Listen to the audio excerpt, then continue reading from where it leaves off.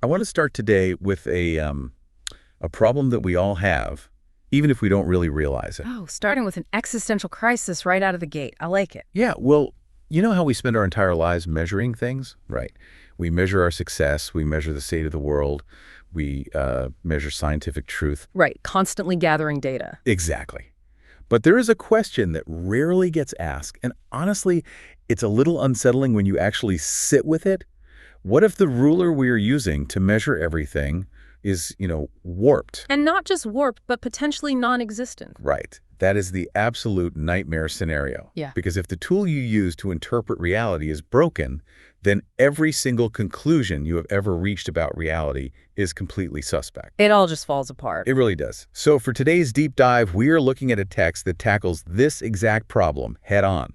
We're getting into the first chapter of Mental Unity of Existence by the scholar Abdul-Jabbar Al-Waily. A fascinating text. It is. And his opening move is to basically tell the entire history of Western philosophy that they have been doing it completely backward. It's a very bold opening, to say the least. Al-Waily is stepping right into a debate that has been raging for centuries, the battle between epistemology and metaphysics. Right, so epistemology being the study of knowledge and how we know things, and metaphysics being the study of existence itself. What is real? Exactly. And usually if you study this stuff, these are treated as two separate departments. You take your knowledge class over here, and then you take your existence class over there. Which seems logical enough on the surface. It does, but Al-Waily argues that separation is a fatal error. He says there is a strict, non-negotiable order of operations here. You cannot study existence, the stars, the atoms, moral laws, until you have rigorously studied the mind. Because the mind is the instrument of observation. Precisely. If you don't validate the instrument first, any data you collect with it is basically worthless. He uses that construction analogy in the text, right? You can't trust the dimensions of a building if you haven't calibrated your tape measure first. Which makes perfect intuitive sense. It does, but I have to play devil's advocate here for a second. Haven't philosophers always done this? I mean, Descartes famously sat by his fire and doubted everything until he got to, I think, therefore I am. Isn't that starting with the mind? You would think so, yeah. But Al-Waily points out that many thinkers, particularly in the empiricist tradition, and even massive figures like Immanuel Kant, they fell into a trap. What kind of trap? Well, they tried to analyze the limits of knowledge, sure, but they often ended up separating the knower from the known so aggressively that they just couldn't put them back together. The text specifically mentions Kant's slippery slope towards skepticism. Which is interesting because Kant is usually the hero in these philosophical stories. Why is he the cautionary tale here? Because Kant drew this incredibly hard line between the phenomena, which is the world as we perceive it, and the noumena, the thing in itself. Right, the reality behind the curtain that we can't access. Exactly. He essentially said, we can never really know if the ruler is perfectly accurate to reality. We just have to use it because it's all we have. And Al-Waily thinks that's a cop-out.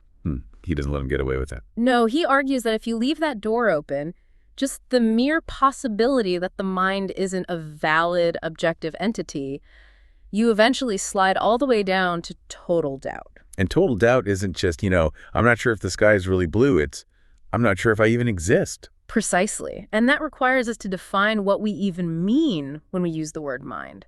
The text makes a really sharp distinction here that I think is super helpful for you listening to keep straight.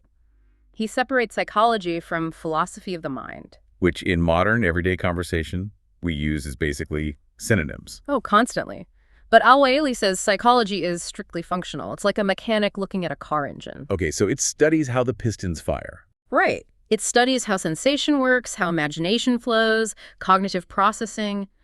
But it assumes the engine already exists. Philosophy of the mind is entirely different. Because it asks the bigger questions. It asks, is this engine actually real? Where did it come from? Does it have a reality distinct from just the physical body? So psychology asks, how does it work? And philosophy asks, what is it? And more importantly, is it valid? Because if you look at the history of the empiricists, who are very much the villains of this particular chapter, they started answering no. Let's talk about these villains because they are heavy hitters. We have George Berkeley and David Hume. And look, I read a bit of Hume, and the guy makes a really compelling case. He's like the ultimate skeptic. He really is the final boss of skepticism. He basically says, look inside yourself. Do you see a soul? Do you see a mind? No, You just see a flash of red, or you feel cold, or you feel a pang of hunger. Right. Hume argues that the self is a complete illusion. He famously called it a bundle of impressions. A bundle of impressions. Yeah. He said that because all our knowledge comes from the senses, sight, sound, touch, and we cannot literally sense the mind itself, we have absolutely no proof that the mind exists. So according to Hume, you are just a stream of data with no actual container holding it all together. That is exactly his point. And that's the terrifying part I mentioned earlier. If Hume is right, there is no me driving the bus. There's just the bus careening down the hill, lights flashing, horn honking, but nobody is at the wheel. It's a full-blown philosophical crisis. If you accept Hume's premise that all reality must be verified by external senses, you lose the mind. And if you lose the mind, you lose the ruler. You can't measure existence anymore. You're just drifting in a sea of random sensory input. Exactly. So this is where Al-Waily has to plant his flag. He has to prove Hume wrong. But he can't use the senses to do it because, as we just established, the mind isn't a physical object you can look at. So how does he pull it off? He brings in this concept of the faculty of will, or al-irada. Okay, I want to push back on this a little bit because when I first read this section, it felt a tiny bit like a semantic trick. It can definitely feel that way at first glance, but let's actually walk through the logic. Okay, so the core argument is, try to deny that you have a will. Go ahead, try right now. Play the role of Hume for a second. Okay, putting on my 18th century Scottish skeptic hat, I, David Hume, deny that the faculty of will exists. I believe my thoughts are just passive reactions to stimuli. Okay, now Al-Waily would look at you and ask, did you choose to make that statement? Well, sure. I formulated the thought and I decided to speak it out loud to you. Then you just used your will. The very act of negation, the act of standing there and saying, no, I reject this, is an intentional, active power. It is not passive. Wait, why can't it be passive, though? Why can't my denial just be another sensation, like feeling a stomach ache? Maybe I just felt the denial happen to me. Because sensations are impositions. If I shine a really bright flashlight in your eyes, you have to see it. You are a completely passive recipient of that light. I can't choose not to be blinded by it. Exactly. But you do not have to deny a philosophical concept. You can accept it, you can ignore it, or you can actively reject it. That rejection requires an internal pivot. An internal pivot. I like that phrasing. It creates a clear separation between the incoming data and your outgoing judgment of that data. So the sheer fact that I can stand in front of the universe and say, I disagree with you, proves that I am separate from the universe. Yes. Al-Waily argues that the will is an internal power. It does not come from the senses. You don't see your will, you don't taste it, but you experience it as a force that you generate yourself. And that completely destroys Hume's argument. It shatters it. Hume said all knowledge comes from external impressions. But here you have a piece of concrete knowledge, the knowledge that I have a will that came entirely from the inside. That's a crucial pivot in the text. Sensation is outside in. Will is inside out. And once you establish that there is an inside-out force, you have successfully proven the existence of the mind. You have finally found the ruler. Okay, so we exist. We aren't just bundles of feelings. We are actual agents. We are. But Al-Waily doesn't just stop with a will and call it a day. He argues that you can't just have a will floating in a void by itself. He builds this incredibly elaborate architecture of the mind. Yes, he calls it the mental unity. And this is where the text moves from playing defense against Hume to playing offense. He's not just proving the mind exists anymore, he's explaining how it fundamentally must operate. He outlines 5 inseparable faculties, and the key word there for you listening is inseparable. Right. And I really want to spend some time on this, because I think in our modern tech-obsessed world, we often talk about memory or perception as if they are separate apps on a smartphone. You can delete one and keep the others running. But Al-Waily says, no, this is a single unified engine. So let's look under the hood at this engine. We already established the first faculty, the will, the executive power, the chooser. But a chooser needs choices. Right, so imagine you are standing at a buffet, but you are blind, you are deaf, and you have no sense of smell or touch. Can you choose the salad over the soup? No, I wouldn't even know I was at a buffet. Exactly. So the will is completely impotent without information.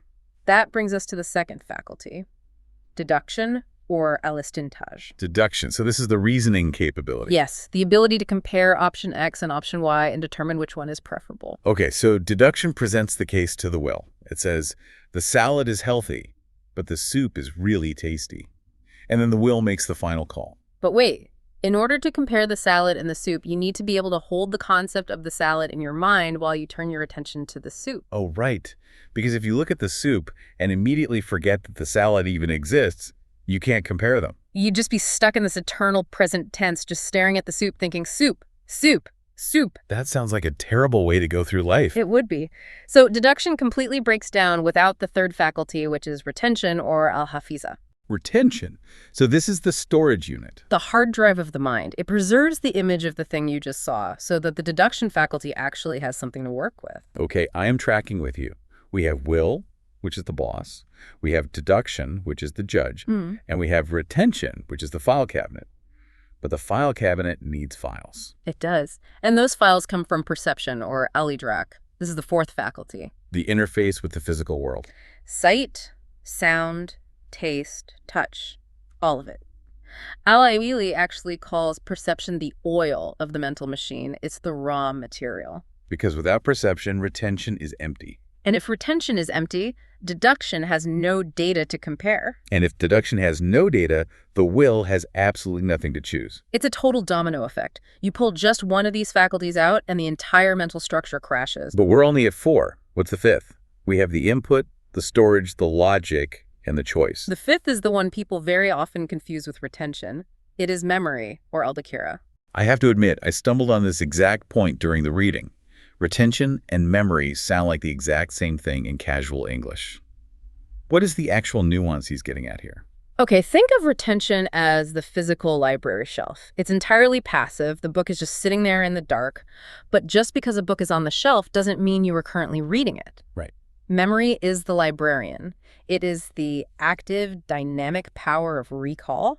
It goes into the retention faculty, grabs the specific file you need in that exact moment, and brings it out to the deduction faculty. Wow, that's actually a massive distinction. Right. Because we've all had that frustrating moment where we know something like it's clearly in retention, but we just can't remember it. Exactly. It's on the tip of my tongue. Right. So memory is failing to retrieve it. Yeah. Even though retention is doing its job holding on to it. That is a perfect example. That is a failure of the recall faculty, even though the retention faculty is perfectly intact. Al-Waily argues that for the mind to function as a unified whole, you need the active ability to pull past experiences into the present moment. So let's play the what-if game for a second to really cement this. What if we have a mind that has absolutely everything perfectly functioning except, let's say, deduction? Yeah, that is a fascinating nightmare to imagine. Okay, you have perception, so you clearly see the world around you. You have retention, so you vividly store all those images. But you have no deduction. So I can't compare anything? You cannot compare. You cannot deduce that fire causes a burn.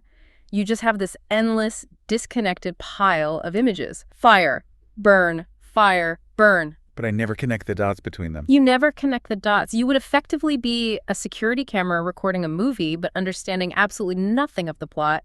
And because you understand nothing, your will cannot act to protect you. So I'd just walk right into the fire every single time. Every single time. This is exactly why Al-Waily insists on the term mental unity. You cannot just have some of a mind. It is a strict all-or-nothing system. To be a functioning, rational agent, all 5 of these gears must be turning simultaneously. This actually brings us to the part of the text that I found the most surprising. Because usually when we sit around talking about reason and will and deduction, we are talking about really high-level human stuff. You know, solving calculus problems or deciding on a career path. The lofty philosophical examples. Right. But Al-Waily drops this whole concept all the way down to the biological basement. He starts talking about pure instinct. He does. And this beautifully connects his philosophy of mind to the philosophy of biology. He references Lamarck and Bergson, who are huge names in evolutionary theory and vitalism. Vitalism being the idea that living organisms are fundamentally different from non-living entities. Exactly. And Al-Waily argues that what we call instinct in animals isn't something separate from this 5-part mental unity. It's just a version of it that has become automatic over time. He uses the phrase descended reason, right? I love that term. Yes, descended reason. The idea is that an instinctive action like a spider spinning an intricate web is an incredibly complex operation. It has to be. It requires a form of deduction to know where to put the threads. It requires perception to sense the wind or find the anchor points. And it requires will, the internal drive to actually build the thing. It's just that the spider doesn't have to consciously deliberate about it anymore. It's built in. But surely he doesn't mean that. Like an amoeba has a mind in the exact same way a human does. Not in terms of conscious complexity, no. But Yeah. in terms of the fundamental architecture, yes. And this is probably his most radical point. He argues that life itself, any form of life, is entirely impossible without this mental unity. Okay, walk me through that. Let's take the simplest possible organism, Sure. just a single cell floating in a drop of water looking for sugar. Okay, let's break it down. The cell floats. It detects a chemical gradient in the water. That detection is perception. Check. It has to react to that gradient. It has to differentiate there is more sugar this way versus there is less sugar that way. That implies a very primitive form of deduction. It is comparing two distinct states. Okay, I see that. Yeah. That makes sense. Then it has to actually move toward the sugar. That is will.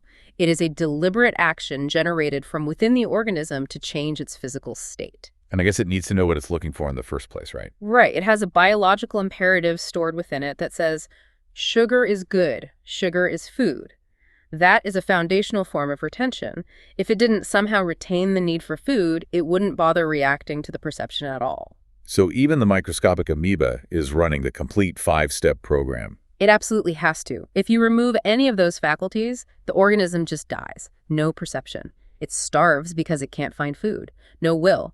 It senses the food, but just sits still and starves anyway. No deduction. It eats something poisonous instead of the sugar. Exactly. Al-Waily's ultimate conclusion is that the mind isn't some luxury item that humans somehow developed a million years ago as an evolutionary bonus. The unity of mind is the absolute prerequisite for life itself. That really flips the standard evolutionary narrative on its head. We usually think matter came first, then complex bodies formed, then brains developed, and then, poof, consciousness magically appears at the end. A byproduct of complexity. Right.